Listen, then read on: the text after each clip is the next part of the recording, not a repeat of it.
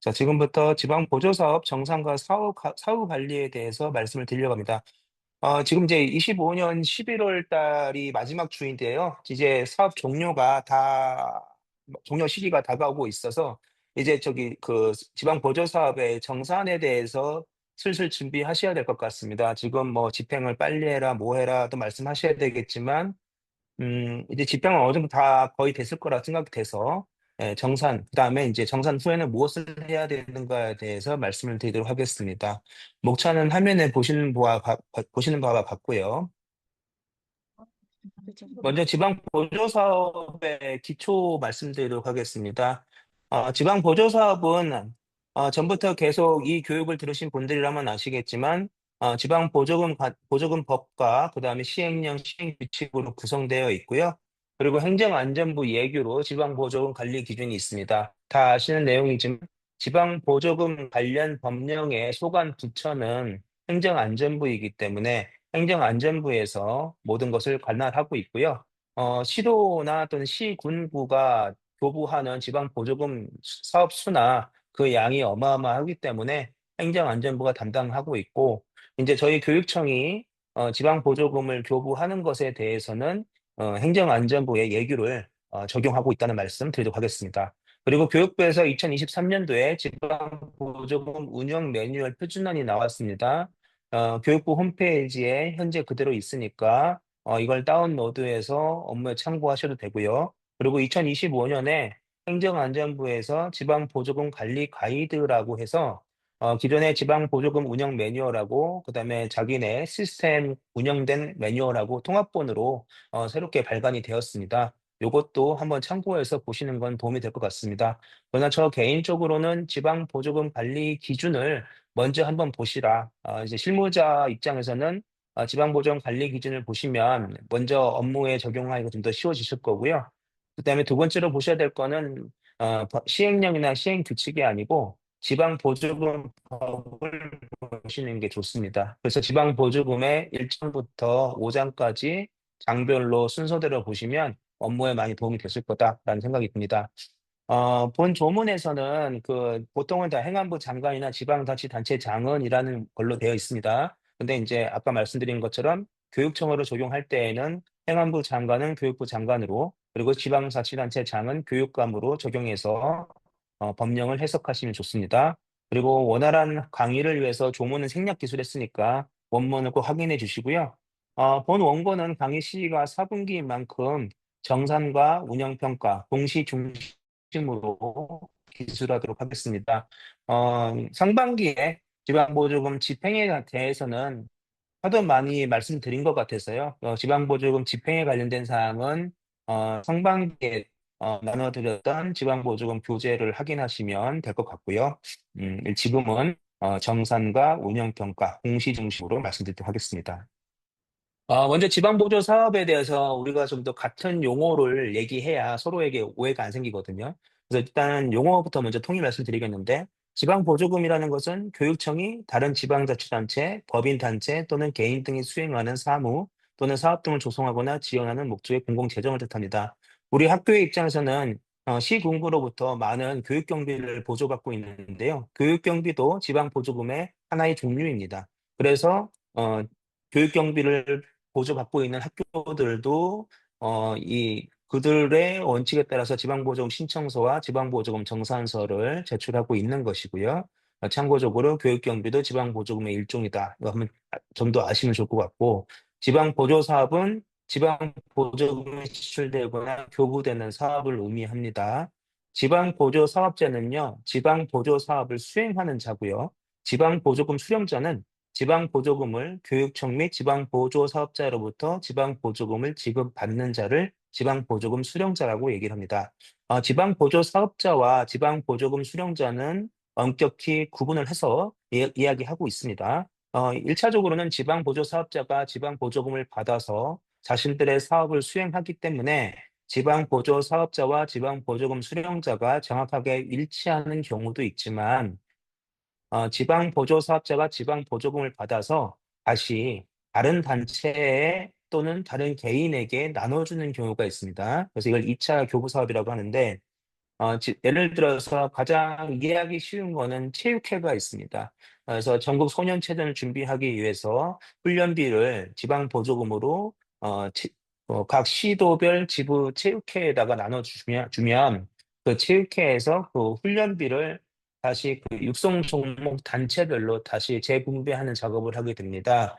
그럴 때 이제 야구, 축구, 양궁 뭐 여러 가지 육성 종목이 있는데 그 육성 종목 같은 경우에는 지방 보조금 수령자가 되는 것이고 지방 보조 사업자는 체육회가 됩니다. 그래서 체육회로부터 지방보조금을 교육청부터 받아서 체육회가 그것을 다시 지방보조금 수령을 하는 육성 종목 단체 협회들한테 나눠주기 때문에 지방보조금 수령자와 사업자가 나눠지는 경우도 종종 존재합니다. 이제 이런 식으로 예를 들어 이제 또나 시도교육청에서 제가 이제 17개 시도교육청별로 지방보조금 사업을 들여다보니까, 교육복지 사업의 일환으로 그 학력인증평시설에 지방보조금으로 그 학력인증평생교육시설에 교복을 해주는 경우도 있더라고요.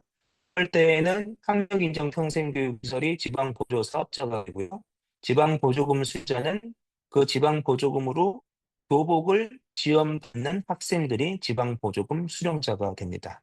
네, 이런 식으로 구분해서 나눠지는 경우도 있다는 말씀 드립니다.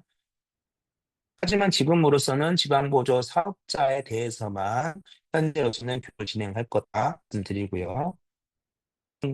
지금 현재 시점에서 지방 보조 사업자가 준수하도록 여러분께서 행정 지도하셔야 될 내용이 여러 가지가 있는데, 맨 첫 번째는 지방계약법령을 준수하도록 안내하셔야 되겠죠. 그리고 사업 계획 및 집행 시 단가는 시도교육청의 지방보조금 지침 또는 지방보조금 지침으로 별도로 마련하지 않은 곳에서는 교육비 특별회계 예산 편성 방침의 단가를 적용하도록 하셔야 됩니다. 나중에 정산서 검토하실 때에도 교육비 특별회계 예산 편성 방침의 단가가 적용이 됐는지, 특히 강사 수당 같은 경우나 매식비 단가, 그다음에 각종 위원회 수당 같은 경우들이 그 교육비 특별회계 예산 편성 방침에 단가를 적용하고 있는지 꼭 확인하셔야 되고요. 그리고 지방보조금 전용카드를 사용 또는 계좌 이체가 원칙이죠. 다 아시는 것처럼 현금이 인출된 흔적이 없는지. 물론 교육청 보태미를 통해서 지방보조금이 예치가 되는 경우에는 현금 인출은 있을 수가 없습니다. 하지만 간혹 시도교육청에서 사업별로 필요에 의해서 DH 사업으로 진행하시는 경우에는 기존처럼 통장으로 관리되기 때문에 그 지방보조 사업자가 무단으로 현금으로 인출하는 사례가 없는지 관리 감독하셔야 되기 때문에 그때는 통장을 제출을 받으셔서 다 체크해 보시는 경우가 필요합니다.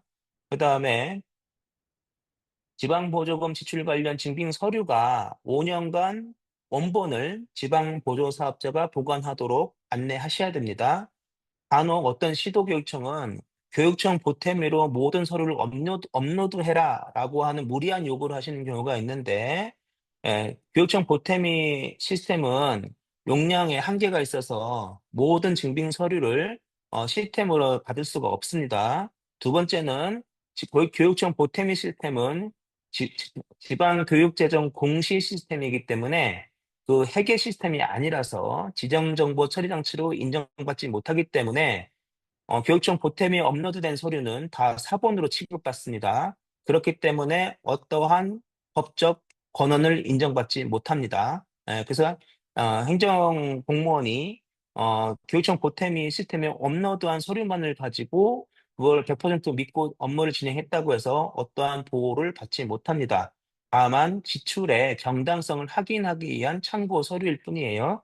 그래서 지방보조금 지출 관련 증빙 서류는 원본을 지방보조 사업자가 5년 동안 보관하도록 요구하셔야 됩니다.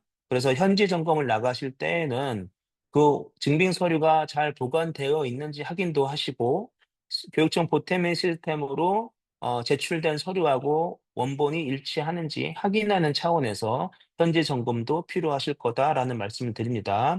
그리고 지방보조 사업자가 기부금을 자기 부담금의 재원으로 활용할 수 없도록 지도하셔야 됩니다. 기부금은 수익금이지 자기 부담금이 아닙니다. 그래서 자기 부담금은 사단 법인이라면 회비로, 재단 법인이라면 재단 법인의 수익용 재산에서 나오는 수입원을 근원을 가지고 어, 자기 부담금을 확보할 수 있는 것이지 타인의 기부를 가지고 자기 부담금으로 이야기해서는 안 된다라는 말씀 드리도록 하겠습니다. 그리고 집행잔액 해소를 위해서 지금 시기가 가장 위험한 시기인데 사업 종료 시기에 무리하게 지출을 할 여지가 매우 많습니다.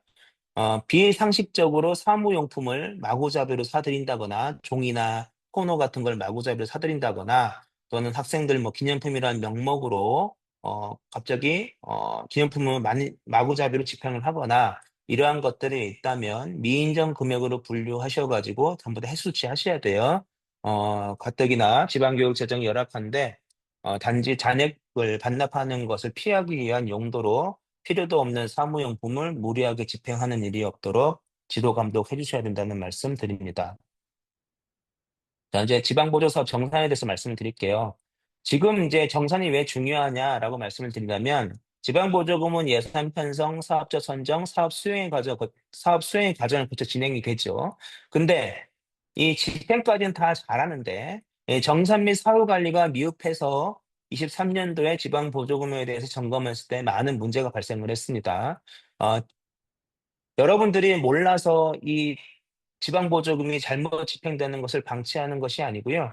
지방보조 사업이 너무 많고 또 소액으로 다수의 사업자가 집행을 하고 있기 때문에 일일이 들여다볼 수 없어서 지방보조금 집행이 잘못되는데도 불구하고 바로잡지 못하는 것들이 여실히 존재하고 있습니다. 그래서 지금부터라도 지방보조금의 집행 내역을 제대로 정산해서 거기에 대해서 사후 관리를 철저히 해야 아, 지방교육재정, 시민의 세금으로 운영되는 지방교육재정을 근원으로 하는 그 지방보조금이 공정하고 투명하게 집행될 수 있기 때문에 정산 및 사후관리 형태가 결국은 예산의 효율성을 담보하는 책임의 완결점입니다. 정산 절차의 흐름을 보시면 지- 지방보조금의 정산은요, 실적 보고의 사유가 세 가지 요건이 있습니다. 첫 번째는요, 지방보조 사업이 완료되었을 때입니다. 지방보조 사업이 완료되면 지체 없이 지방보조 사업에 대한 실적 보고를 해야 합니다. 그것이 12월 말까지 기다리실 필요 없고요. 지방보조 사업이 만약에 10월 말에 끝났다. 그러면 10월 말 기준으로 해서 지방보조 사업의 실적 보고 해주시면 되고요.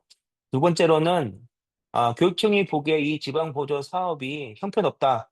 계속해서 진행할 필요가 없다. 그래서 교육청에서 지방보조 사업을 폐지를 명령하거나 또는 지방보조 사업자가 저 이 지방보조 사업을 계속적으로 끌고 갈 수 없습니다라고 해서 폐지를 신청하는 경우가 있습니다. 그럴 때 폐지를 승인하면 지체 없이 지방보조 사업을 종료하고 실적 보고를 해주셔야 됩니다. 세 번째로는 회계연도가 종료가 되면 지방보조금의 실적 보고를 해야 합니다. 이 세 가지 중에 하나에 해당될 경우에 실적 보고 사유가 되는데요. 지금 이제 다음 달이면 12월 말이면 2025년도 회계연도가 종료되기 때문에 지방보조금의 실적 보고 사유가 됩니다. 그래서 회계연도 종료 시기가 도래하고 있기 때문에 정산을 준비하셔야 된다고 시도교육청 관계자분들께 말씀을 드립니다.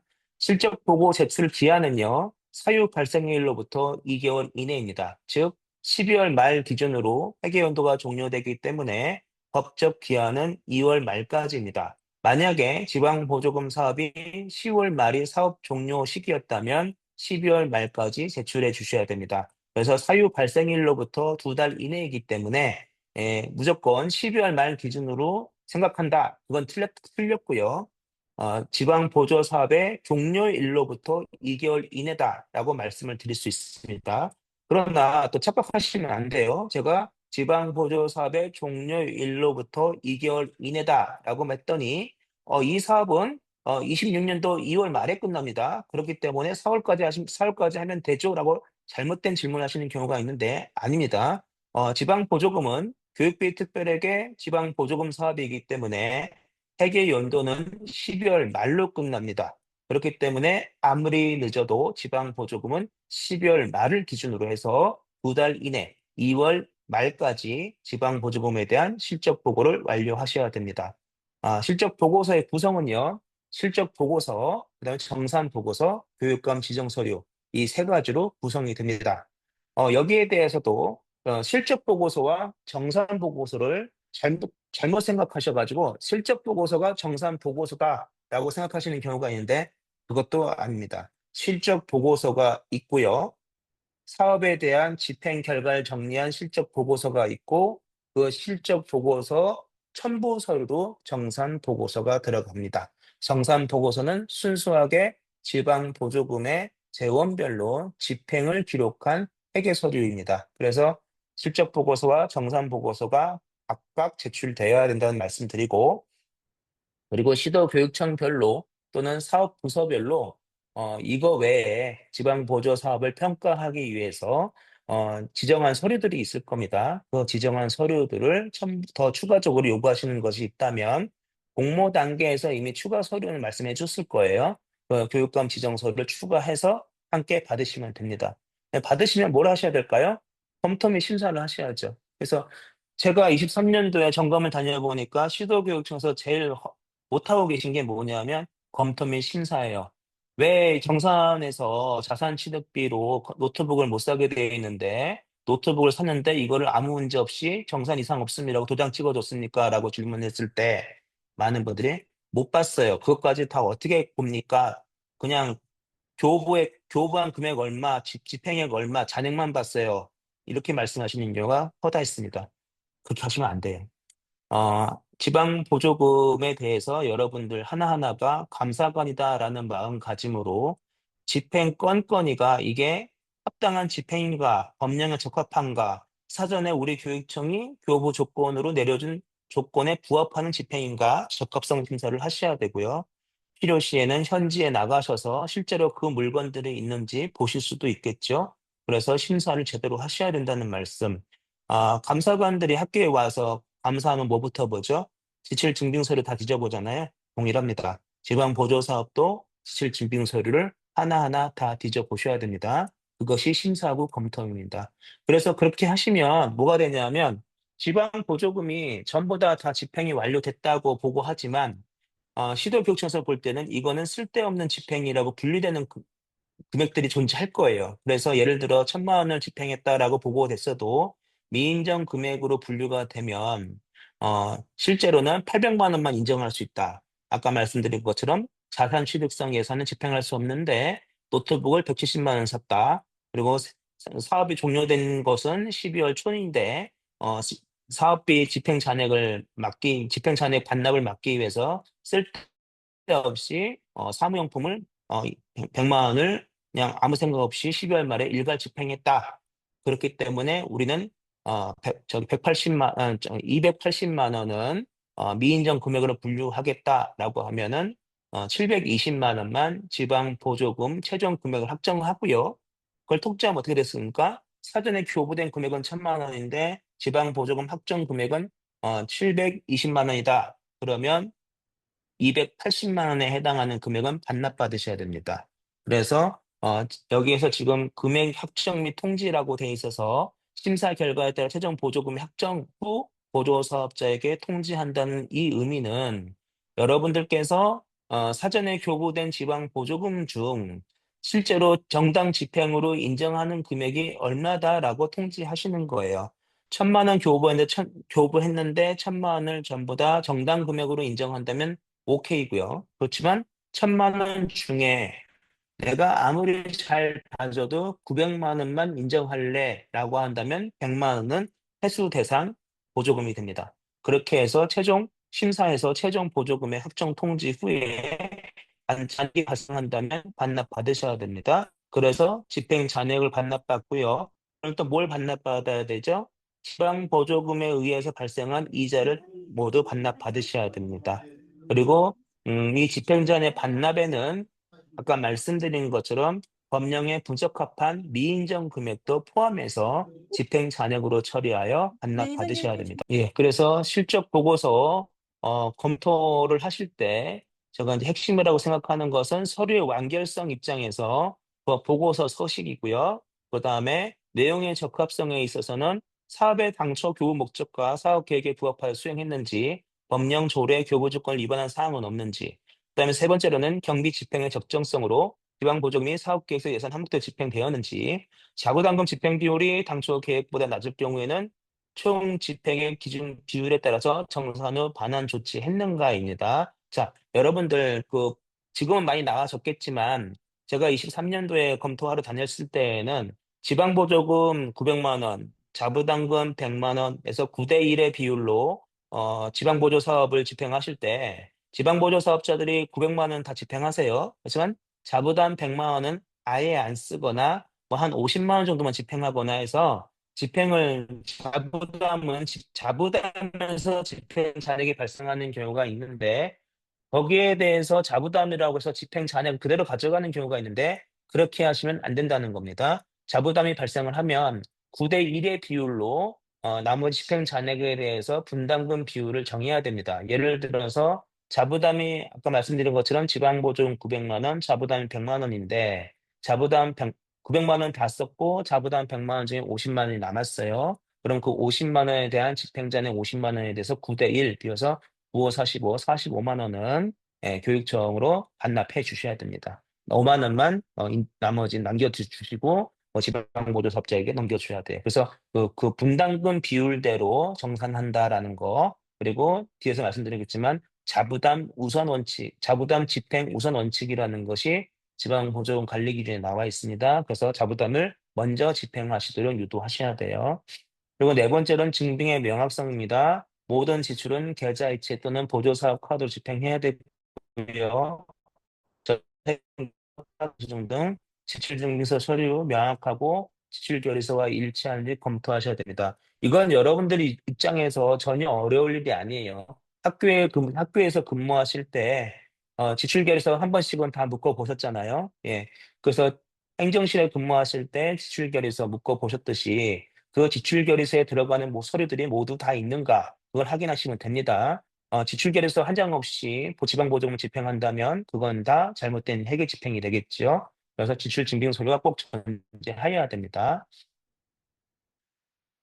그다음에 수요 검토에 대해서 말씀드리면, 지방보조금 실적 보고서는 지방보조금 시행 규칙에 이 서식들이 나와 있습니다. 그래서 여러분들이 지방보조금에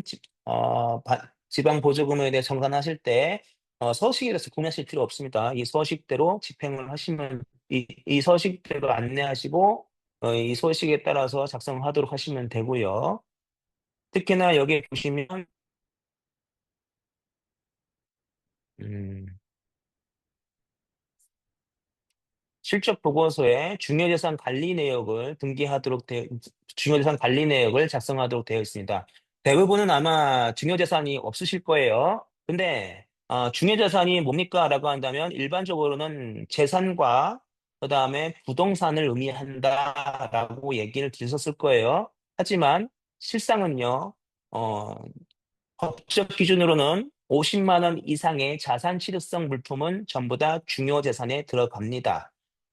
등기하기 쉬운 부동산, 건물, 어떤 차량, 선박 등 그런 것들에 대해서만 주로 중요재산으로 관리하시는 경우도 있던데, 사실상 법적 기준은 50만 원 이상입니다. 그러나 무조건 그렇다고 또 50만 원 이상을 해서 모두를 다 관리해라라고 얘기할 수는 없겠지만, 여러분들께서 단가가 매우 세고, 그 다음에, 어, 5년 이상 사용할 수 있는 물품들이라고 한다면, 그 물품들에 대해서도 중요재산으로 관리를 해 주셔야 됩니다. 여기 보시면 가에 지방보조금 취득한 중요재산 관리 내역이라고 해서 규격 및 모델명 같은 것들 존재하죠. 저는 여러분들께서 전자출판 같은 것들 대안학교나 학력인증 평생교육시설에 물품으로 지원하시는 경우가 있던데, 그런 물품들 구매를 허용했을 경우에는 지방보증을 100% 구매하시는 거잖아요. 그런 것들은 중요재산으로 관리해서 최소 5년간은 전자출판들의 내용 연수만큼은 관리되고 있는지를 확인하셔야 됩니다. 이 중요재산에 대한 부분은 어, 익년도에는 지방보조금으로 주지 않는 지방보조 사업자가 아니더라고 하더라도 교육감의 승인 없이는 함부로 매각하거나 처분할 수가 없기 때문에 내용 연수만큼은 관리해 줘야 됩니다. 그렇기 때문에 어, 법적으로는 취득 단가 50만 원 이상이기 때문에 이 50만 원 이상에 대해서 자산 취득성으로 지원해준 사업들이 있다면 거기에 대해서는 특별히 관리해야 될 필요성이 있습니다. 뭐 부동산이나 건물만 생각하시면 안 된다는 말씀 드립니다. 그 다음에 이제 정산보고서도 마찬가지로 지방보조금 시행규칙에서 서식이 나와 있습니다. 이렇게 작성하시면 되고요. 이 저기에서는 지금 정산보고서에 보조금과 자부담, 재원을 두 개로만 표시되어 있는데 여러분들 지방보조금 사업 중에 일반 지방자치단체하고 매칭으로 시도교육청에서 뭐 300만 원, 그리고 일반 시도청이나 또는 시군구에서 500만 원, 그리고 자부담으로 200만 원 해서 총 1000만 원으로 구성된 지방보조 사업이 있다면 여기에 일반 지방자치단체, 시도나 시군구의 지방보조금 재원도 같이 포함해서 같이 정산 보고를 해주셔야 됩니다. 전체 지방보조 사업이 존재하기 때문에 그 시도교육청과 자부담만 포함해서 보고하시면 안 된다는 거예요. 가장 그렇게 가장 쉬운 런 경우가 가장 많은 게 전국체전 사업을 예를 들어 말씀드릴 수 있을 것 같아요. 전국체전을 당해년도에 유치하는 시도다라고 한다면 전국체전은 교육청의 고등학교도 참가하고 그리고 그 시도의 소속 체육회도 참여하고 그렇기 때문에 이제 그 지방자치단체 전체의 큰 사업이 되잖아요.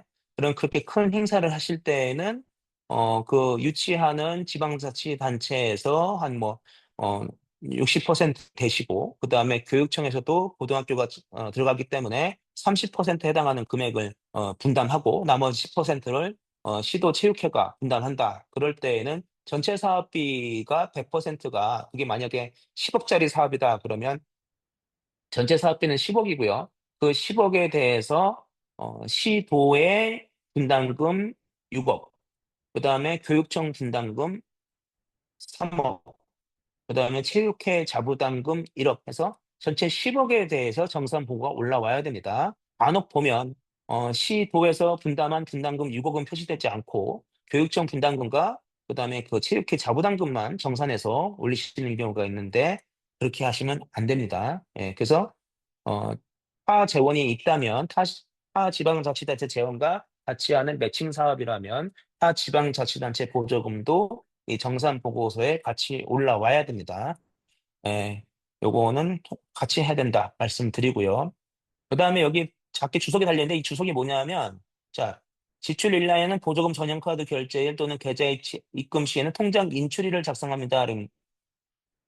써 있습니다. 그래서 이 지출일은 어, 보조금 카드 결제일을 기준으로 작성합니다. 또는 계좌 이체할 경우에는 이체일을 기준으로 작성합니다. 그다음에 두 번째로 집행 내역에는 지방보조금 사용에 관한 증명 자료를 첨부합니다라고 해서 증빙 자료를 첨부하도록 정산보고서에서 요구하고 있습니다. 제가 어느 시도교육청 점검 나갔더니 그 장학사님으로 기억하는데 장학사님께서 증빙 자료를 왜 교육청에서 가지고 있어야 되느냐? 그 관련 단체가 증빙 서류 가지고 있으면 되지. 나는 정산 보고서만 받으면 된다.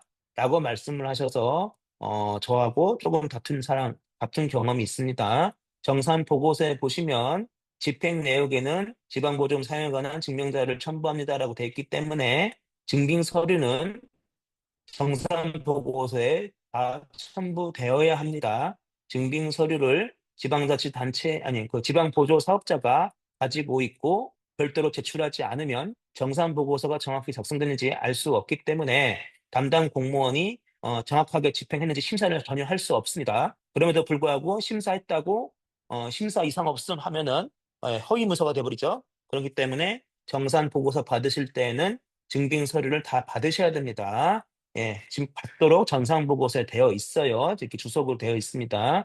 예, 그래서 받으셔야 된다는 말씀 드립니다. 그래서 이렇게 정산보고서 서식이 법적 서식으로 되어 있기 때문에 이 서식대로 하시면 됩니다.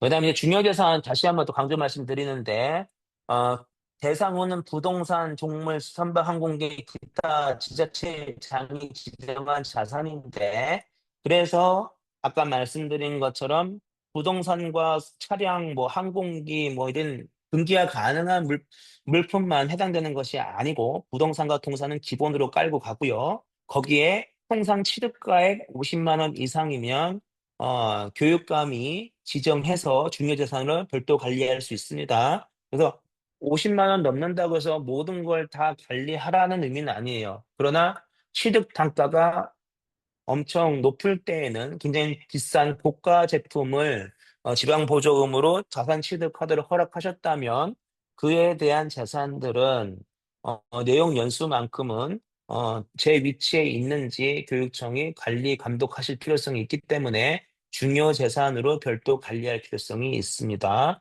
그래서 보조 사업자는요, 중요 재산 현황을 장부 기록하고 단기별 현황 보고해야 되고 재산 정보 안내 부착해야 됩니다. 그래서 지원 내용, 취득 시기 등이 있어야 되고요. 강의 자료는 채팅창에 올려놨습니다. 받아가시면 돼요. 위에 올라가시면 됩니다. 자, 그리고 담당 공무원은 보고받은 재산, 중요재산 현황을 홈페이지에 공시하셔야 돼요. 그래서 지방보조금은 그 교육청 보태미를 통해서 공시도 하고 있지만 지방보조사업에 대해서는 시도교육청 홈페이지별로도 지방교육재정 공시 안내하실 때에도 공시 같이 해주셔야 돼요. 네. 죄송하지만 지금은 제 강의 중에 올려줄 수 없고요. 지금 교육청 보태민 시스템에도 이게 교재가 올라가 있다고 하니까 이따가 어, 담당 연구원님이 안내 말씀하실 겁니다. 자, 그다음에 핵심은요. 중요 재산은요. 교육감의 승인 없이는 목적 외로 사용하거나 양도, 교환, 대여, 담보 제공이 금지됩니다. 처분이 금지돼요. 그래서 일반적으로 내용 연수만큼은 관리되어야 된다는 말씀을 드리고요. 그다음에 요 중요 재산에 대해서 뭘 해야 되겠습니까? 교육감을 대리하시는 여러분께서 이 지방 중요 재산이 제 위치에 있는지 꼭 확인하셔야 됩니다. 과거에 전자칠판을 학력인재교육시설이나 대안교육시설에 취득하시기 위해서 지방보조금을 지원해 주셨다면 그 내용 연수만큼은 그 해당 시설물에 현재도 있는지 1년에 한 번씩은 확인을 하셔야 됩니다. 현재는 지방보조금 주고 있지 않은데요. 현재는 지방보조금을 주고 있지 않더라도 내용 연수가 끝나는 날까지 관리하셔야 됩니다. 두 번째로 내용의 적합성인데요. 우리가 지방보조금을 최초에 교부할 때 교부 조건이라는 걸 붙여서 보내주지 않습니까? 그 교부 조건대로 집행했는지에 대해서 확인을 하셔야 된다는 말씀이에요. 그리고 교부 조건에 수익금이 발생할 때에는 그거를 교육감에게 반환을 할 건지 아니면 지방보조금 사업에 투입을 할 건지에 대해서 교부 조건에 사전에 정해져 있을 텐데 그 수익금 발생에 대해서 교부 조건에 정해준 대로 했는지 그걸 해서 확인하셔야 되고 그리고 수익금이 발생할 경우에는 지방보조금 관리 기준에서 별도의 계좌로 개설해서 관리하여야 한다 했기 때문에 수익금 발생하는 사업이라면 별 계좌로 관리하고 있는지 확인을 하셔야 되겠죠. 정산하실 때에도. 그래서 집행차 내 이자 그리고 수익금을 반환하도록 교부 조건에 명시되어 있다면 정산 시에 그 수익금까지 확인하셔서 반납 금액을 정해 주셔야 됩니다. 그래서 이 정산하실 때에는 집행차내가 이자만 보실 것이 아니고 수익금이 발생했는지 확인하셔서 수익금에 대한 반납 여부도 결정해 주셔야 되는 것이 내용의 적합성에 해당이 됩니다. 또 우리가 이제 지방보조금 교부 조건에 보시면 지방보조금을 허위나 기타 급증한 방법, 다른 정도 사용한 경우 또는 법령을 위반한 경우 그리고 이제 지방보조금 사업이 전제 조건이 사업에 충족되지 않은 경우 확인했을 경우에는 어, 교부 결정의 전부 또는 일부를 취소할 수 있다는 사실을 알고 계시잖아요. 그렇기 때문에 지방보조금 정산서나 실적보고서와 정산보고서 두 개를 다 놓고 이 지방보조금 사업이 당초에 교육청에서 지방보조금을 교부한 목적대로 집행을 한 것인지에 대한 내용 검토가 필요해요. 그런데 예를 들어서 이렇게 되는 거죠.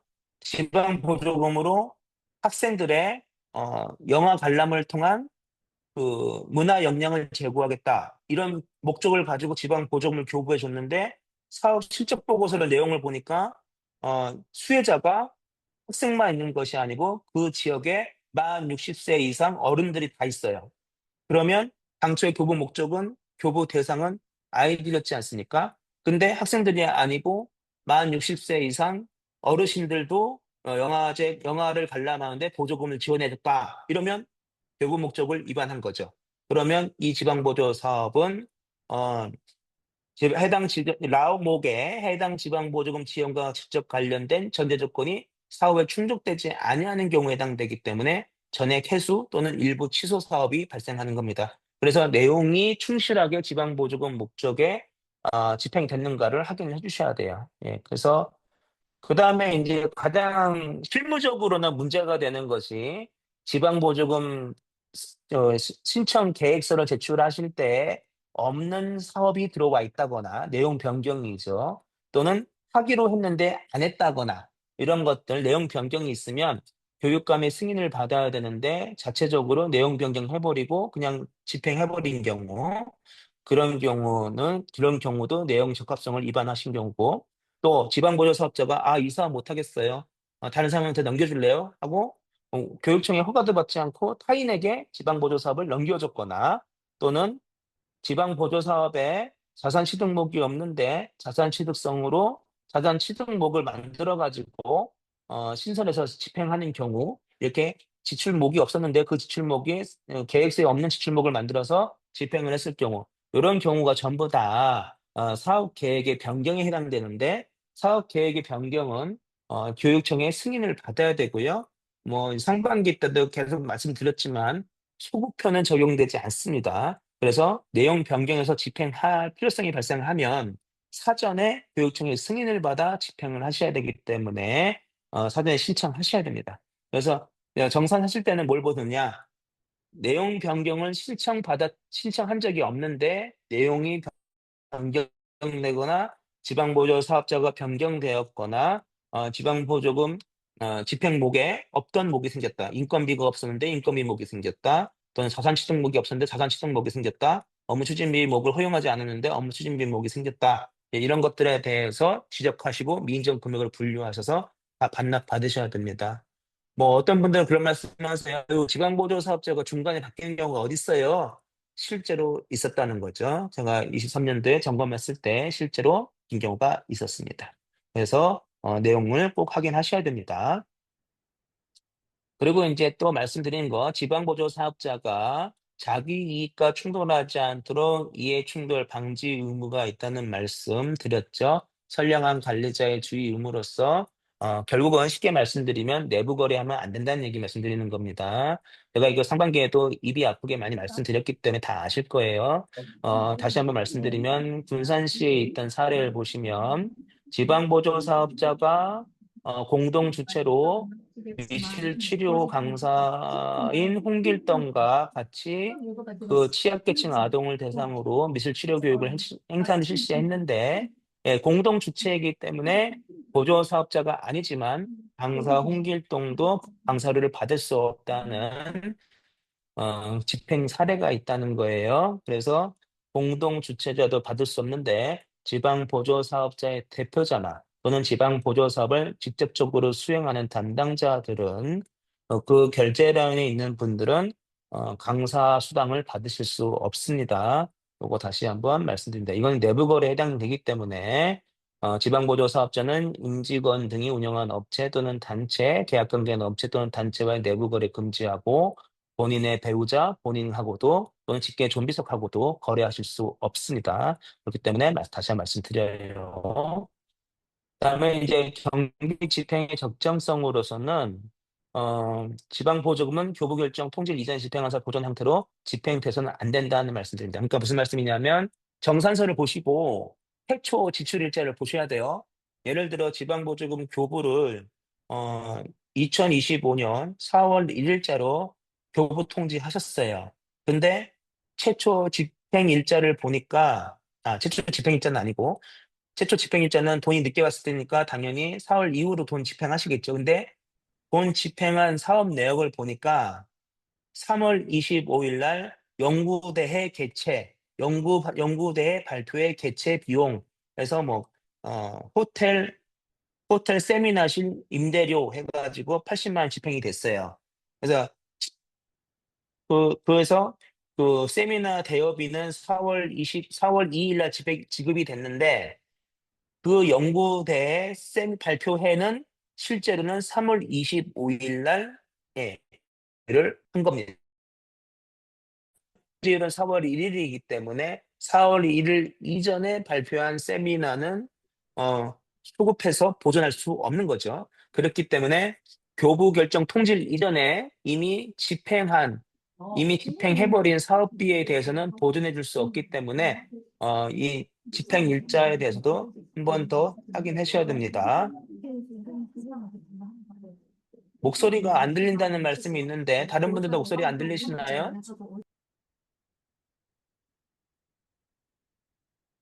들리시죠? 예. 들리시면 벌써 예, 들리죠? 예. 잘, 감사합니다. 이제 계속 진행할게요. 그리고 지방보조금 정산서를 들여다보실 때 인건비나 사무관리비나 임차료나 교육감이 정하는 경비가 교육감이 정하는 금지된 경비가 집행된 것이 있는지 확인해 보셔야 됩니다. 지방보조금 운영비가 전체가 다 그러니까 지방보조금으로 인건비, 사무관리비, 임차료, 교육감이 금지하는 경비가 다 집행이 금지되는 것은 아니고 관련 법령에 의해서 허가되는 경우가 있어요. 대표적인 것이 이제 학력인정 평생교육 시설 같은 경우에는 운영비가 예외적으로 지원이 되는데 그거는 평생교육법에서 가능하도록 근거 조항이 있기 때문에 그렇죠. 그런 것처럼 관련 법령에서 운영비를 지원할 수 있다라고 하는 경우에는 가능하지만 관련 법령이 없는 경우에는 이 인건비, 사무관리비, 임차료가 지원이 안 됩니다. 그래서 여부에 대해서 법적 검토가 필요하고 상반기에도 말씀드렸죠. 조례는 인정받지 못합니다. 중앙부처가 제정하는 국회가 제정하는 법으로만 허용이 됩니다. 예, 그래서 요거 정산서 집행하실 때 직접적인 경비가 아닌 간접 경비로서 허용되지 않은 운영비가 집행된 흔적이 없는지 참고 찾아보셔야 돼요.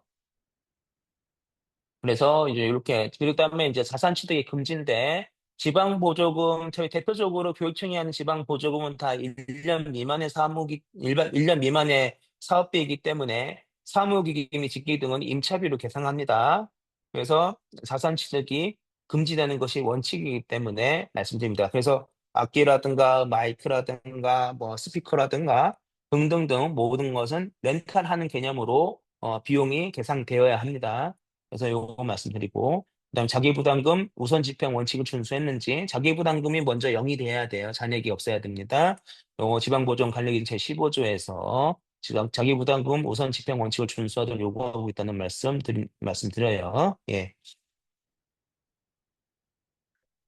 그다음에 증빙의 명확성입니다. 증빙의 명확성은 제가 이거 계속 몇 년째 말씀드리고 있는 거죠.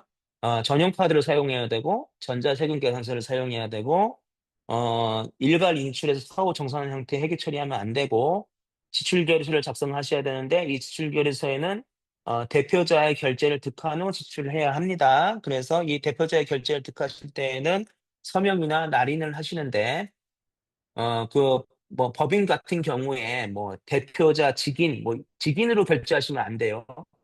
개인 도장을 사용해서 개인이 결제를 직접 했음을 증빙할 수 있어야 되고요. 아니면 그냥 서명하셔야 돼요. 예, 서명으로 결제를 하셔야지, 대표자, 직인, 대표 직인이라는 걸 쓰시면 안 됩니다. 예, 법인 인간계 쓰시면 안 돼요. 예, 그 다음에 강사료 인건비 원고료 수당 지급 시에 세법에 따라 원천 징수한 후 관할 세무서에 납부하여야 돼서 원천 징수도 하셔야 되죠. 그래서 이제 일단 지방 보조금은요. 유흥업종, 위생업종, 레저업종, 사행업종, 기타 업종에서는 사용하실 수 없습니다. 예, 그렇기 때문에 정산서 받으실 때 뭘 보셔야 되죠? 자, 증빙 서류로 그 지방보조금 전용카드, 결제카드 영수증이 다 올라올 거 아닙니까? 그 영수증을 쭉 보시면서 유흥업종, 위생업종, 레저업종, 사행업종, 기타 업종에 해당되는 것들이 혹시나 있는지 한번 확인해 보셔야 돼요. 예. 뭐 예치 사업일 경우에는 보태미 시스템에서 한번 걸러주시겠지만 비예치 사업으로 하시는 경우에는 이거 전부 다 일일이 들여다보셔야 됩니다. 자, 그리고 이제 원청징수가 항상 질문이 많았어요. 강사비 지급일에 원청징수하는 게 올해 처음 생긴 거냐? 뭐 이런 질문까지 올라오던데 아니라는 거죠. 권고 이래로 계속 있었습니다. 지방보조 사업자의 소속 임직원들에 대한 월급에서 원천징수하는 근로소득세는 매월 10일을 납부하는데 기타 소득세는 왜 다르게 발생하면 납부하냐 뭐 이렇게 항의하시는 경우도 있었다는 거죠. 이건 매월 10일이라는 말에 여러분들이 현혹돼서는 안 돼요. 민간 지방보조 사업자들이 매월 10일이라는 말을 굉장히 많이 강조하시는데 이거는 모두가 아시는 것처럼 근로소득세, 갑근세에 대한 매월 발생한 것에 대해서 다음 달 10일까지 신고하라는 거지 그게 납부 기한은 아니죠. 예, 납부는 수시로 하게 되는 겁니다. 그렇기 때문에 혹시 지방보조 사업자가 또 매월 10일까지 하는데 왜 강사수당에 대해서는 자꾸 발생하는 직권 납부하냐 뭐 이렇게 얘기하시는 경우가 얘기하셔도 밀리시면 절대 안 됩니다. 예. 그래서 요거는 사업자들의 주로 해당되는 내용이고 여러분들은 다 아시는 내용이다. 요거는 좀 생략하도록 할게요. 그래서 증빙의 명확성으로는 이렇게 학교랑 똑같아요. 지방보조 사업자들의 지출결의서에도 흠의서가 있어야 되고, 지출결의서가 있어야 되고, 견적서가 있어야 되고, 사업자 등록증이 있어야 되죠. 사업자 등록증이 없는 업체하고 거래하면 안 되죠. 왜냐하면 국민의 세금으로 납부하는 지방보조금이기 때문에 납부하지 않는 미등록 업체랑 거래하서는 안 됩니다. 그런 건 다 걸러내셔야 돼요. 혹시 사업자 등록증도 발급 안 되는 업체랑 거래한 것에 대해서는 다 미인정하셔야 되고, 그래서 사업자 등록증이 있으면 뭐가 나오겠습니까? 네, 세금계산서가 발행이 되겠죠. 세금계산서에 대해서 카드로 결제하든가 계좌이체를 하든가 이렇게 해야 되고, 그다음에 물품이나 소모품을 사시는 경우라면 이렇게 사진을 찍어 놔서 같이 증빙을 명확하게 해주시는 게 가장 베스트하다 합니다. 이렇게 들어왔는지 확인해 주셔야 되고요. 강사수당 지급할 때도 마찬가지죠. 흠의서가 있어야 되고 그 강사가 특별 1호인지 특별 2호인지 일반 1호인지 일반 2호인지 확인을 해야 되기 때문에 강사 이력서가 있어야 되고 지출결의서가 있어야 되고 그에 따라서 이분들은 세금계산서가 당연히 없겠죠. 청구서가 있어야 되고 입금 영수증이 있어야 되고 그다음에 이제 원천징수 해야 되죠. 지방소득세와 일반 소득세 영수증 발급하시고 이에 따라서 강의한 사진 있으면 베스트합니다. 이렇게 나와야 합니다. 자, 이제 지방보조금 정산서를 받으실 때, 그, 지방보조금 규모에 따른 정산검증 강화하셔야 되는데요. 지방보조 사업에 대해서 지방보조금 총액이 3억 원 미만일 때에는 자체 정산서만 제출하시면 돼요. 여러분들께서도 별도의 서류를 요구하실 필요 없이 아까 말씀만 드린 것처럼 실적 보고서, 정산 보고서, 정산 보고서에 첨부되는 각종 지출결의서 등 증빙 서류, 그다음에 시도교육청에서 요구하는 기타 서류가 있으시다면 그것까지 들어오면 됩니다. 하지만 그 지방 보조 사업이 3억 원 이상의 대규모 사업이라면 감사인의 정산 보고서가 같이 감사인의 그 정산 보고서가 이상 없다는 검증 서류를 하나 받으셔야 돼요. 그러니까 확인서 같은 거예요. 감사인이 그 지방보조 사업자가 작성한 정산 보고서를 살펴봤는데 이상이 없습니다. 라고 감사인이 도장 한번 찍어주시면 돼요. 요거는 이 감사인은요, 아무나 될 수 없고요. 주식회사 등의 외부 감사에 관한 법률에 따른 감사인, 회계법인이나 또는 회계법인이 아니더라도 감사반으로서 독자적으로 행동할 수 있는 단체가 도장을 찍어줘야 됩니다. 그러니까 결국은 회계법인은 그 공인회계사한테 검토 도장 받아오라고 하셔야 돼요. 3억 원 이상이라면. 그런데 여기 이거 조심하셔야 돼요.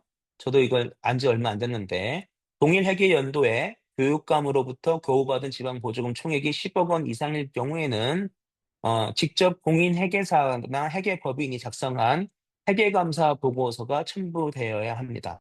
정산 보고서 외에 그 전체적인 회계감사 보고서, 지방보조사업자 단체에 대한 회계감사 보고서가 공인회계사가 발행한 회계감사 보고서가 별도로 하나 더 첨부되어야 합니다. 이때 중요한 것은 단일 지방보조 사업에 대한 지방보조금 총액 10억 원이 아니고요. 1년간 해당 단체가 교육감으로부터 지방보조금으로 받은 금액이 총 10억 원이 이상인 경우에 해당됩니다. 이게 무슨 말씀이냐면 A라는 지방보조 사업자가 있는데 그 지방보조 사업자가 하나의 사업만 하는 경우도 있겠지만 그 시도교육청으로부터 한 3개 정도의 지방보조 사업을 따오는 경우도 있겠죠. 그랬을 때 누적된 금액이 10억 원 이상이 돼버리면 그때에는 회계법인의 회계감사 보고서를 별도로 한 번 더 받아와야 한다는 겁니다. 그래서 단일 지방보조 사업이 아니고 그 해당 지방보조 사업자가 1년간 해당 시도교육청으로부터 몇 개의 지방보조 사업을 받든 총 지방보조 사업 누적 금액이 10억 원을 초과하는 경우입니다. 이게 그래서 중요한 게 뭐냐면 지방보조 사업을 운영하는 각 부서는 잘 몰라요. 왜냐하면 예를 들어서 평생교육 업무를 담당하는 부서가 학력인정교육시설, 평생교육시설을 운영하는 단체가 있기 때문에 여기다가 지방보조금을 줬는데 그 학력인정 평생교육시설이 어, 고령층을 위한 문해교육을 별도로 하겠다며 다른 문해교육을 담당하는 부서로부터 또 별도의 지방보조금을 받아서 이렇게 두 개를 합쳐 보니까 10억 원 이상 금액이 나올 수도 있는 거예요. 예, 그럴 경우에는 근데 그 학력인정 평생교육시설 지원하는 부서에서는 그 문해교육까지 하는지는 모를 수도 있지 않습니까? 그렇게 해서 놓치는 경우도 발생할 수 있겠죠. 그러면 이걸 누가 하느냐? 예산부서가 합니다.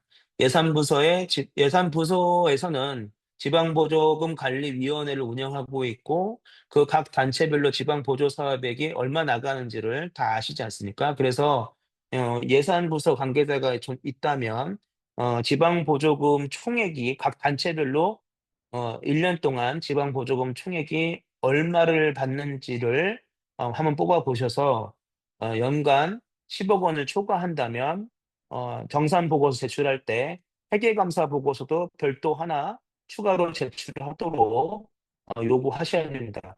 이 회계감사 보고서에 들어가는 모든 사업은 자, 지금까지 정산보고서는요.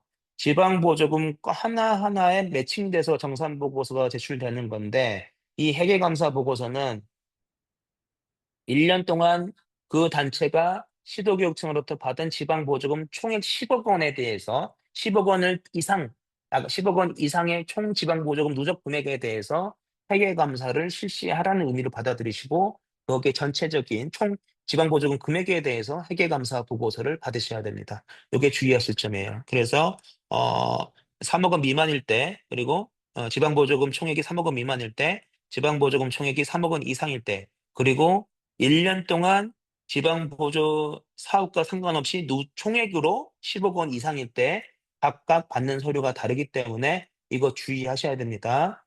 그리고 부정수급의 유형은 총 4가지 유형이 있어요. 목적의 사용, 허위 신청 및 증빙위조, 교부 조건 위반, 자부담금 불이행인데 시간 관계상 이 어, 내용은 교재를 보시고 파악하시면 되고요. 예. 이건 좀 생략하고 넘어가겠습니다. 자, 부정수급 적발하면 어떻게 해야 되느냐? 첫 번째는 지방보조금을 환수하셔야 되고, 교부금 취소 및 반환 명령, 요거는 발생 이자 포함입니다. 그리고 부정수급액의 최대 5배에 해당하는 제재 부과금 부과를 하셔야 되고요. 자격 제한도 있습니다. 최대 5년간 지방보조금 수행 대상에서 배제 및 교부 제한하실 수 있고, 그 다음에 이게 일정 금액이 초과하게 되면 위반 행위자의 명단을 공표하셔야 돼요. 이게 시도경 홈페이지에 공표하도록 되어 있고, 그다음에 최종적으로 너무 재질이 나쁠 경우에는 거짓 신청이나 목적의 사용 등 사안의 중대성에 따라서 이제 형사처벌, 고발 절차할 수 있는데요. 이럴 때는 최도의 10년 이하 징역 또는 1억 원 이하의 벌금까지도 할 수 있습니다. 이 벌칙 조항은 조건에 따라 다르기 때문에 내용 다 확인하셔야 됩니다. 제재부과금 부과 기준은요. 거짓 신청이나 그 밖에 부정한 방법은 반환액의 500%고요. 지방보조금을 다른 용도에 사용한 경우에는 반환 금액의 300%, 그리고 법령 조례, 교부 결정 내용 등 위반하는 경우에는 반환액의 200%, 지급 요건에 미비한 게 반환 요금 100%인데 요거는 한번 확인해 보시면 되겠습니다. 그다음에 이제 운영평가에 대해서 말씀드릴게요. 운영평가는 이제 성과평가와 유지필요성 평가 두 가지로 구분됩니다. 성과평가는 1년에 한 번씩 매년 하셔야 되는 거고요. 이 성과평가 결과에 따라서 다음 연도 예산 규모 결정에 활용하셔야 됩니다. 그래서 어, 미흡이나 매우 미흡의 평가가 결과가 나올 경우에는 예산이 증액이 안 된다거나 또는 삭감 또는 지원 중단 등의 결정을 하실 수 있고, 유지 필요성 평가는 3년 주기로 합니다. 그래서 3년에 한 번씩 하시고, 미흡이나 매우 미흡이 할 경우에는 사업의 폐지를 결정하시게 되는 거죠. 다만 지방보조금관리위원회에서 매우 미흡하지만 계속적으로 이 사업을 할 필요성이 있다라고 심의 결과가 나오면 계속적으로 지원은 가능하십니다. 자, 유지 필요성 평가와 성과 평가를 많이 헷갈려 하시는데 두 가지 관점에서 보시면 될 것 같아요. 첫 번째 관점은 유지 필요성 평가는요, 3년 이상 계속 지원하고 있는 사업에 대해서만 한다라고 생각하시면 됩니다. 올해는 이 사업을 했는데 내년 이 사업을 안 할 거야 라고 이미 내부적으로 결정된 사업이라면 유지 필요성 평가는 하실 필요가 없죠. 예, 근데 계속 해야 돼. 계속 지원할 거야. 대표적인 게 뭐가 있습니까? 학력인정 평생교육시설이죠. 학력인정 평생교육시설은 법으로 지원하게 되어 있기 때문에 3년 주기로 한 번씩 계속 심사를 하셔야 됩니다. 그래서 이제 계속 지원은 결정 나실 수밖에 없어요. 법으로 하는 거기 때문에. 하지만 그렇다 하더라도 개쪽으로 한다면 3년 동안 계속 하고 그리고 이 사업을 없애지 않고 계속 할 거라면 유지 필요성 평가를 해줘야 되고요. 어, 그다음에 두 번째 관점으로는 그 성과평가는 이 지방보조 사업을 예산을 증액시켜 줄 거냐, 감액할 거냐에 대한 판단 기준이고요. 그리고 유지필요성 평가는 이 사업의 예산 중단을 결정하는 관점입니다. 그래서 예, 다릅니다. 다르다는 말씀 드리고 또 그다음에 이제 운영 평가를 하실 때 지방 보조 사업자를 기준으로 평가를 하실 수도 있고 지방 보조 사업을 기준으로 평가를 하실 수 있는데 우리 법은 지방 보조 사업을 대상으로 하고 있어요. 그래서 사업자를 개별적으로 평가하시는 것 자체가 잘못되었다라고 볼 수는 없지만 법의 취지라고 볼 때에는 사업별로 검토하는 것이 맞는 것 같다라는 말씀을 일단 드립니다. 예를 들어서 진로 활동 지원 보조 사업을 운영하신다면, 진로 활동 보조 사업에 뭐 100개의 단체들이 붙어서 수행할 수 있잖아요. 근데 100개의 단체를 심사를 하셔가지고 성과평가나 요지필요성 평가를 하셔가지고 이 사업의 성과가 미흡하다. 그래서 뭐 A부터 C까지 단체를, 3개 단체를 탈락시키면 어떻게 되겠습니까? 다시 다른 3개 단체가 또 들어오실 거예요. 그러면 여러분들이 지도 감독해야 될 사업자 수는 절대 줄지 않아요. 근데 진로 활동 보조 사업에 대해서 성과 평가를 했거나 또 유지표선 평가를 했는데 어, 기대했던 만큼 성과가 나오지 않는다. 그러면 진로 활동 보조 사업 자체를 중단하겠다라고 결정해버리면 그 진로 활동에 붙어 있는 보조 사업자 100개 단체가 자동으로 탈락되고요. 다시 진로 활동 명목으로는 그 100개 단체가 들어오지 않겠죠.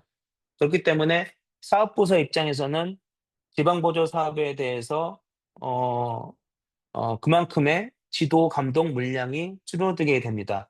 그래서 제가 개인적으로는 성과 평가를 하시든 유지표성 평가를 하시든 사업 단위로 평가를 해주시는 것이 맞다라고 생각을 합니다.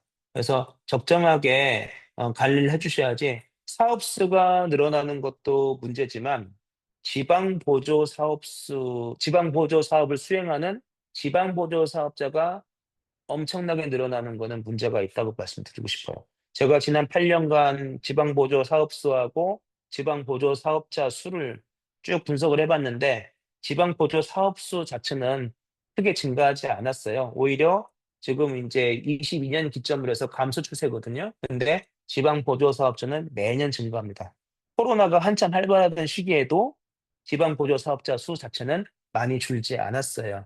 그래서 지난 8년간 누적된 지방보조 사업자 수가 3만 개가 넘던데 이 지방보조 사업자 수를 관리해야 될 여러분들이 얼마나 힘듭니까? 그래서 이 적절하게 운영평가를 통해서 사업 자체를 줄임으로써 지방보조 사업자 수를 적절하게 관리하실 필요성이 있습니다.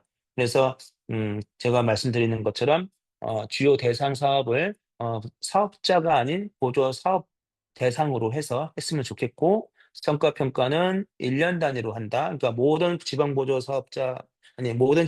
사업이 성과평가의 대상이고요. 유지 필요성 평가는 3년 이상 계속된 사업에 대해서는 유지 필요성 평가를 3년에 한 번씩 시행한다. 그렇게 판단하시면 됩니다. 평가 결과가요. 그동안에는 절대평가였는데, 2년 전부터 상대평가로 바뀌었죠. 그래서 어, 매우 우수부터 매우 미우까지 일정 비율로 5단계니까 뭐 산술적으로 25% 비율씩 할당할 수 있습니다. 그래서 아니면 이제 별도로 할당할 수도 있긴 한데 이 매우 이게 이제 상대평가라는 말씀드립니다. 누군가는 매우 미흡이나 미흡에 가야 돼요.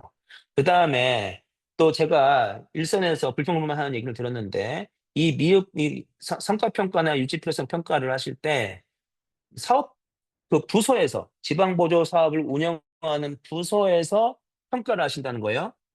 그렇게 하면 안 됩니다. 절대평가하던 시절에는 이게 가능한데 상대평가를 하게 되면 만약에 지방보조 사업을 하나만 운영하시는 부서라면 이거를 어떻게 평가합니까? 그렇죠? 그렇기 때문에 운영 평가는요 예산부서에서 총괄하셔서 진행하셔야 돼요. 예산부서 입장에서는 각 부서별로 지방보조사업이 뭐 62개가 있다면 62개를 대상으로 매우 우수부터 매우 미흡까지 줄을 세울 수 있겠지만 이거를 사업부서 단위까지 내려가 버리면 적게는 한 개 보조사업을 운영하거나 많아봤자 세 개밖에 보조사업을 운영하지 않으면 그 안에서 이 평가를 할 수가 없습니다. 그렇기 때문에 상대평가가 시작된 2년 전부터는 예산 부서에서 총괄적으로 평가를 해 주셔야 됩니다. 그래서 일반 지방자치단체는 이게 첨예하게 이해관계가 돼 있다니까 아예 용역을 줘버리더라고요. 그래서 지방보조금에 대해서 성과평가를 아예 외부 연구기관에 용역을 줘서 평가하도록 하고 있다는 말씀도 팁삼아 드립니다. 평가 결과는 당연히 예산에 반영돼야 되고요. 유지표선 평가는 이렇게 걸러내는 사업이다. 이런 말씀 드립니다. 예. 그래서 일정별로 보시면 사업 종료하고 나서 2개월 이내에 실적 보고 제출하시고 운영평가를 다음 연도부터 7월 말까지 완료하셔야 되고 그래서 위원회 평가 심의를 마친 다음에 차년도 예산안에 반영되는 절차를 밟습니다. 사실은 이게 굉장히 바쁜 거예요. 지방 보조금 업무만 한다 그러면 이 일정이 타이트하지 않은데 여러분들이 하시는 업무가 지방 보조 업무는 솔직히 거의 과외죠. 예. 주 업무는 따로 있으실 겁니다. 주 업무를 하시면서 지방 보조 사업이 종료가 되면 2달 이내에 실적 보고서 다 받아서 검토하신 다음에 여기에 대해서 운영 평가를 하게 하고 그 운영 평가 결과를 가지고 이 27년도 예산에 반영이 돼야 되는 겁니다. 사실상 26년도 사업비는 결국은 무슨 얘기냐면 26년도 보조금에 반영되는 사업비에 대한 성과평가는 24년도 지방보조 사업에 대한 평가 결과가 반영된 것일 겁니다. 그래서 지금 25년도의 지방보조금 사업비는요, 26년도 7월 말까지 성과평가가 끝나기 때문에 27년도 지방 27년도 본예산 사업을 하실 때 그때 지방보조금 사업 예산 편성에 반영될 수밖에 없는 구조입니다. 그래서 이게 물리적으로 시간의 물리적으로 어, 지금 사업비가 당장 26년도 지방보조 사업비에 반영될 수 없는 구조고요. 결과적으로는 2년 전에 평가 결과를 가지고, 그러니까 2년 전에 지방보조 사업에 대해서 당년도에 평가하고 2년도 예산 편성에 반영한다. 이렇게 구조를 이해하시면 좋을 것 같습니다. 그래서 어떤 분들은 이제 올해 25년도 지방보조 사업비에 대해서 평가 결과가 26년도 본예산에 반영돼야 되는 거 아닙니까라고 하시는 경우도 있는데 이론적으로는 그게 맞는데 실무적으로는 불가능하죠. 그래서 1년간의 갭이 존재하는 것이 실무적으로는 볼 수밖에 없는 상황입니다. 너무 헷갈려하지 마시고요. 그래서 어, 그 지방보조금의 27년도 본예산에 반영하기 위해서 내년도 성과평가가 진행된다라고 25년도에 대한 성과평가가 내년도 7월까지 완료돼야 된다라고 이해하시면 좋을 것 같습니다. 다음에 이제 정보공시, 이제 올해가 정보공시 처음 하시는 걸 텐데, 지방공시가 이제 지방보조법 제20조 2에 의해서 들어왔습니다. 자, 이게 지방보조금법이 24년도에 최초에 시행될 때만 해도 이 지방보조금 공시가 그렇게 강하게 나와 있지 않았었는데 24년도 중간쯤에 공시가 법이 개정되면서 들어왔어요. 그래서 이거는 공시 대상자는 누구냐라고 한다면 공일 회계연도 중 교부받은 지방보조금 총액이 500만 원 이상인 지방보조 사업자를 대상으로 하고 있습니다. 자, 여기도 잘 보세요. 동일 회계 연도 중 교부받은 지방보조금 총액이 500만 원 이상입니다. 이 얘기는 무슨 얘기냐면 지방보조금이 지방보조사업과 연결되는 것이 아니고요. 1년간 그 해당 단체가 지방보조사업자가 소속 시도교육청으로부터 총액으로 500만 원 이상 지방보조금을 받아갔다면 공시하라는 겁니다. 그래서 지방보조사업을 개별적으로 봤을 때는 100만 원씩만 받아갔는데 그 지방보조금을 5개를 받아서 각각 100만 원씩 받아서 총액이 500만 원이 되면 공시 대상 사업자가 되는 겁니다. 그래서 이것도 누가 알아야 되느냐? 공시는요, 결국은 그것도 예산부서에서 지방보조금이 총액이 어느 단체에 얼마씩 나갔는지를 1년간 나갔는지를 알 수 있는 건 예산부서밖에 없습니다. 개별 사업부서가 자기가 준 지방보조금 총액은 알아도 그 우리 교육청 전체적으로 이 지방보조 사업자에게 얼마를 줬는지 누계 금액을 아는 건 예산부서밖에 없겠죠.